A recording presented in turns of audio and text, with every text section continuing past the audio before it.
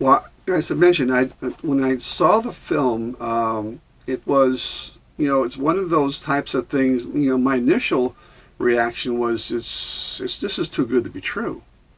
I mean, because again, to get an image this clear in an investigation, I knew I was there. I knew nobody was dressed like that.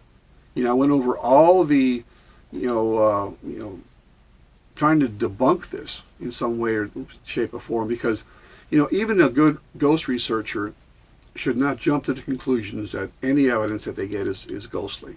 If you do that, you lose all your credibility.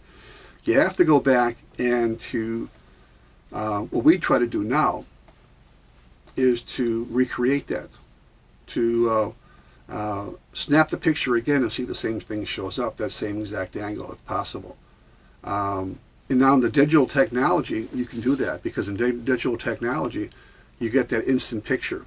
So if we see something in the instant picture, right away, wait, we don't move, we snap another picture again to see if it shows up again.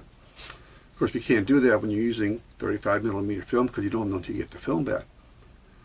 So my idea when I first saw this was to try to find a natural explanation for this, which is what I normally is trained to do, is to try to find something, you kind of work backwards. Rather than say it's a ghost and try to disprove it, I try to say it's not a ghost and try to disprove it. And then ruling out all these different ideas that, first of all, there's nobody dressed like that, nobody's sitting on a tombstone at the time. I was watching the people walk through. Nobody ever sat on that tombstone.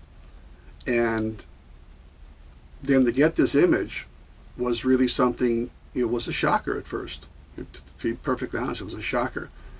I didn't see the original image until many, many years later. The one I saw was the enlarged blow-up of that area. And that was enough for me to determine that this wasn't something that somebody had hoaxed, because this was all in the same roll of film.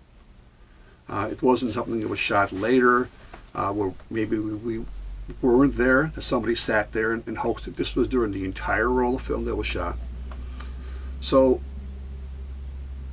when you get something like that, it's a shock to the system. And at the same time, you want to say it's paranormal right away, but you have to go through the thought processes of what this could be besides being paranormal. And when you rule everything out, then what's left is either paranormal or supernatural, because you already ruled out the natural, pretty much. So you're going into the other two categories now, either the paranormal or the supernatural. And it's something we still can't explain, so I could probably call it supernatural or paranormal supernatural, because it's something we can't explain, but yet it's definitely a figure of a person. It's not a foggy image, it's not a hazy glare, it's not a sunlight or glare in the lens, or it's something that apparently was there, wasn't probably there long. It would have been interesting to take more than one picture, but again, the idea is that they didn't see that in real time. And that's even when I was shooting early infrared film back in the mid-1970s to late 1970s, I would go to a location and I would just shoot picture, picture, picture.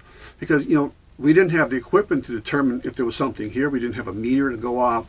We were just taking random pictures.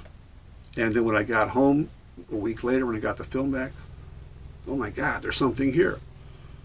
I wish I would have seen it in real time. I would have snapped the entire roll of film. But that's the idea. That's the limitations you had back in that time period with 35 millimeter versus digital.